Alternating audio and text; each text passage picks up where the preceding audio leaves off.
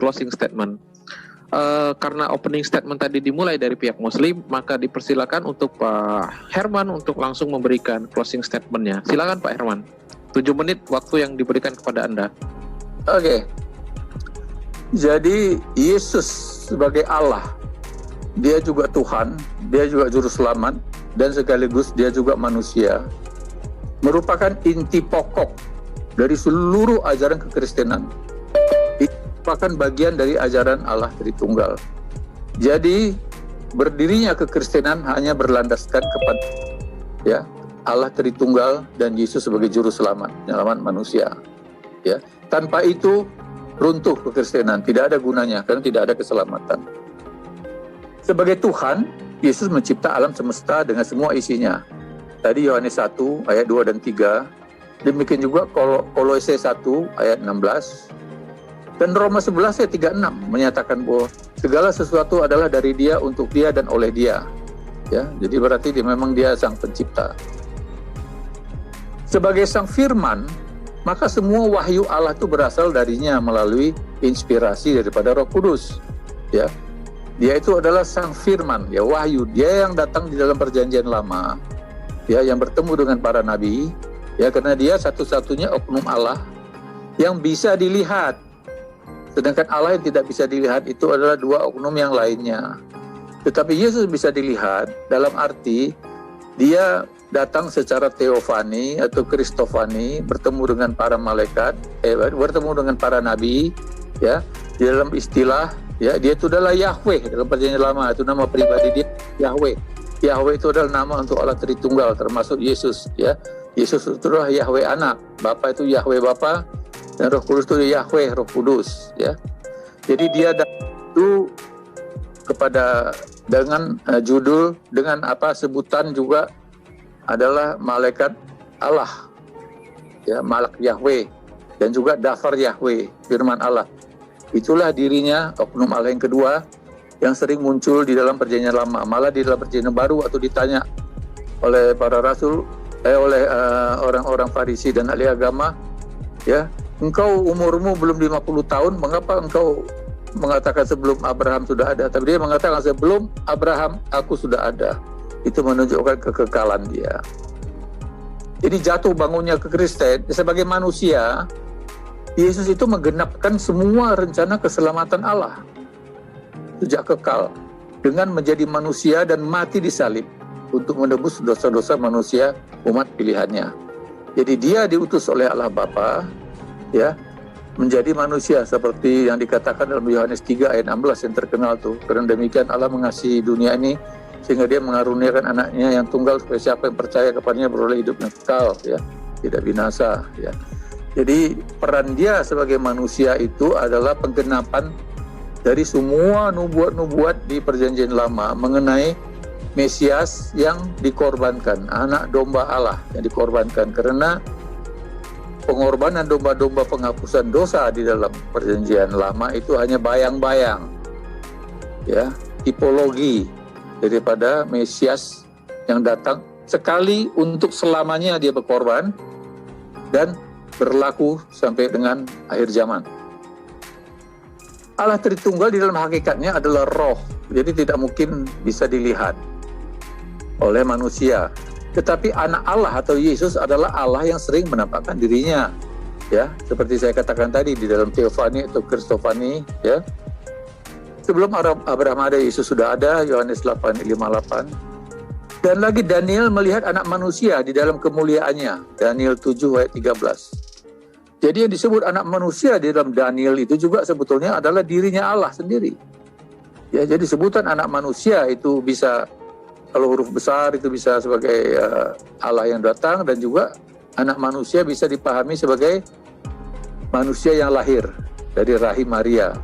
Tapi bukan Maryam, ya, saudaranya Harun, ya, atau saudaranya Musa.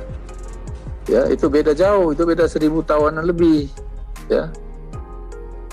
Terus itu prainkarnasi Yesus muncul sebagai anak manusia di dalam PL, sebagai Allah yang turun dari surga di dalam penglihatan Nabi Daniel, itu dari 7:13. Demikian sentralnya peranan Yesus sang Mesias di dalam Alkitab, Sehingga mayoritas dari semua nubuatan di dalam Perjanjian Lama hanya berpusat kepada Sang Mesias sebagai juru selamat. Ya, Lukas 24 ayat 44. Saya katakan ya, Lukas 24 ayat 44 kalau saya bacakan ya. Lukas 24 ayat 44.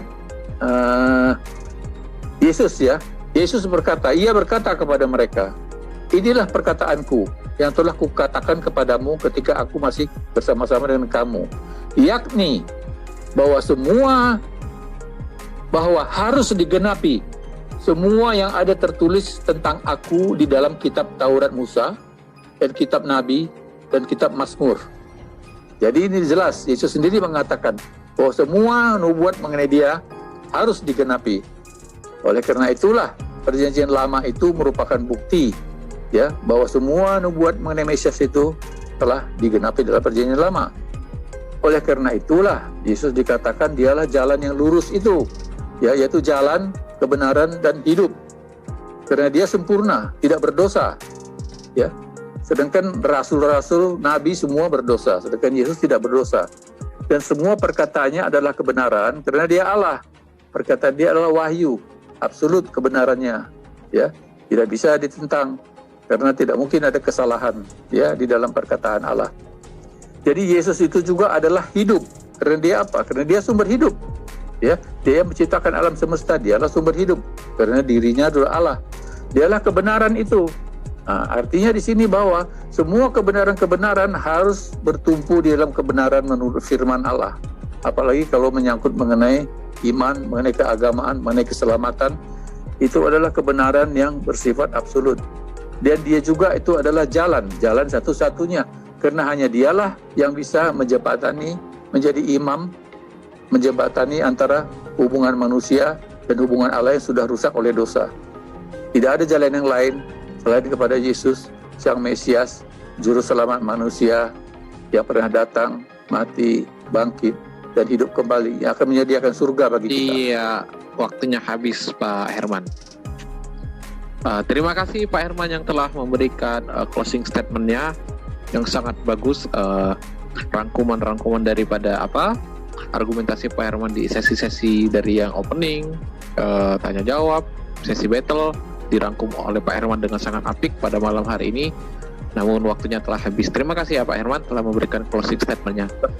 Lalu kita akan kembali kepada Pak Bang Awi untuk memberikan closing statement-nya. Mudah-mudahan Bang Awi juga bisa memberikan closing statement-nya dengan rangkuman dari setiap sesi-sesi sebelumnya. Maka dipersilakan untuk Bang Awi untuk memulai closing statement-nya, dan waktu yang diberikan sama seperti Pak Herman tadi, yaitu 7 menit, dan akan mulai berjalan pada saat Abang mulai berbicara. Silakan. Ya, terima kasih moderator atas waktu untuk memberikan closing statement. Sebelumnya saya berdoa kepada Allah semoga video ini ditonton jutaan orang di YouTube nanti dari hari ke hari, dan semoga yang banyak menonton itu dari pihak non-muslim sehingga bisa menjadi pembelajaran bagi mereka yang menonton dari awal sampai akhir. Pertama. Yang kedua mau sampaikan sesuai dengan tema yang kita bahas tadi ini, membuktikan kerasulan Muhammad dan Yesus. Alhamdulillah Allah memberikan petunjuk bagi saya untuk bisa menyampaikan bukti kerasulan Muhammad dari dalil-dalilnya dan dari cerita-ceritanya. Dan saya sebenarnya sangat mengharapkan pertanyaan-pertanyaan yang lebih tajam daripada Pak Herman. Artinya seperti bagaimana kita membuktikan di zaman sekarang ini bahwa Muhammad adalah Rasul, itu saya harapkan pertanyaan seperti itu sehingga bisa dijawab secara ilmiah. Cuma tidak ada, pertanyaannya masih berputar-putar yang saya anggap itu tidak berkualitas sebenarnya. Dan saya bertanya ke Pak Herman mengenai dia, karena sesuai dengan tema selalu mau diarahkan kepada penggiringan Yesus adalah Tuhan dan Yesus adalah Allah, itu sebenarnya omong kosong semuanya. Mohon maaf Pak Herman, karena tidak ada dalam kitab Anda mengatakan Yesus menciptakan. Bahkan selama di dunia tidak pernah satu klien pun Yesus itu menciptakan apa-apa, nggak ada. Nyamuk aja tidak bisa diciptakan di Yesus kok. Yesus saja ketakutan, nggak mau selalu disetarakan dengan Tuhan, dianggap dengan Tuhan. Sekiranya kita bisa mempercayai sesuatu yang benar itu menjadi benar, satu kebenaran harus didasarkan pada bukti valid dan bisa diterima oleh akal sehat. Saya sangat berharap seperti itu karena saya salah satu orang yang menganut satu kepercayaan yang mengatakan kebenaran itu ada pada akal, dan agama hanya bagi orang yang berakal. Itu saya pandangan pribadi saya, dan saya mendengar saya tidak tahu apa itu dalil, tapi orang tua saya pernah mengatakan kebenaran itu ada pada akal dan agama hanya bagi orang yang berakal. Nah, saya mengutip dari apa yang disampaikan Pak Herman tadi selama pembicaraan, selalu mau menggiring dari untuk membuktikan Yesus sebagai Rasul, selalu mau dibuktikan Yesus sebagai Tuhan. Tidak akan pernah terbukti, Pak. Sampai Bapak bolak-balik berapa kali itu Alkitab, tidak akan pernah bisa membuktikan Yesus adalah Tuhan. Lalu mengais-ngais ke perjanjian lama mengatakan Yesus adalah Yahweh anak. Marah orang Yahudi, Pak. Silakan Anda berdebat dulu dengan Yahudi. Kalau Anda mau mengklaim bahwa di perjanjian lama itu ada Yahweh Yesus, Yahweh anak, Yahweh Bapa. Tidak ada itu. Ya, itu saya ingatkan kepada semua. Yang kedua mengenai masalah Tuhan Allah ada 3. Jelas-jelas perkataan Yesus itu hanya satu Allah yang benar. Kenapa dibantah lagi? Mau dibilang ada 3 Allah yang benar, Roh Kudus, siapa lagi, Firman adalah Allah, itu sama aja. Anda menginjak-injak kitab suci Anda sendiri. Mohon maaf kalau Anda katakan begitu. Harusnya ada jawaban yang lebih bagus dari yang saya harapkan. Ini malah mengakui ada 3 Allah, ada 3 Tuhan. Aduh, mohon maaf kalau saya sampaikan begitu, Pak. Yang kedua lagi mengenai Isa dan Yesus. Dari tadi saya sampaikan seharusnya pihak Kristen bersyukur jika umat Islam mengakui Yesus itu adalah Isa dalam Al-Quran. Karena dalam Al-Quran sungguh Nabi Isa itu diceritakan segala kemuliaannya dengan mujizat-mujizat yang Allah berikan kepadanya. Semuanya di situ. Nggak pernah Nabi Isa diceritakan lahir di kandang binatang. Meskipun di Alkitab pun tidak pernah diceritakan demikian, tapi orang Kristen saat ini akan mengatakan Nabi Yesus itu lahir di kandang domba. Nah, itu sudah jelas, itu satu asumsi yang membantah kitabnya sendiri. Sangat dimuliakan, Pak, Nabi Isa itu, Yesus itu di Al-Quran. Tidak pernah dikabarkan Yesus itu mati, dibunuh, disalib. Kan tidak masuk akal itu seorang Tuhan. Astagfirullah. Seorang Tuhan yang katanya pencipta alam semesta dibunuh oleh ciptaannya. Ini logika bagaimana nih? Sehingga saya harus mengatakan sungguh Yesus itu hanyalah sebagai Rasul Allah. Sungguh itu jadi Allah ini saya sampaikan bahwa Yesus meskipun Bapak tidak mengakui itu sama dalam Nabi Isa. Dari pernyataan Yesus dalam Alkitab aja, demi Allah sungguh dia hanyalah Rasul Allah, dan orang-orang menganggap dia, menyebut dia Nabi dari Nazaret. Kenapa umat Kristen saat ini menganggap dia sebagai Tuhan? Apa yang pernah diciptakannya? Itu pertanyaan kepada diri pribadi Pak Herman. Yang kedua saya sampaikan, kalau memang tidak diakui bahwa Yesus itu adalah Isa, demi Allah saya mengatakan berarti kisah yang ada dalam Alkitab itu fiktif. Kalau memang gitu Yesus itu fiktif. Sekarang kalau dia tidak fiktif, jadi pelajaran fair bagi Pak Herman. Cari siapa namanya ibunya Yesus. Maria bin siapa itu binti siapa? Kalau dia bukan tokoh fiktif. Berterima kasihlah kalau kami orang Islam mengakui Yesus sama dengan Nabi Isa. Karena Nabi Isa jelas ibunya siapa, orang tua dari ibunya siapa. Di Alkitab siapa orang tuanya Maria? Siapa itu? Yusuf. Sehingga ada namanya Yesus bin Yusuf. Yusuf ini dari mana sumbernya tiba-tiba muncul? Apakah pernah diceritakan dalam kitab sebelumnya? Kalau Anda berpatokan pada kitab para nabi, sebenarnya sekali lagi saya ulangi, saya mengharapkan pertanyaan yang lebih tajam dari Pak Herman tadi. Bagaimana kita membuktikan kerasulan suatu seseorang di zaman sekarang ini? Dan saya akan sampaikan mengenai kerasulan Muhammad yang terbukti. Apa yang pernah dilakukan Nabi Muhammad 1400 tahun yang lalu bisa terbukti hari ini, Pak. Itu sungguh betul-betul rasul utusan Allah itu.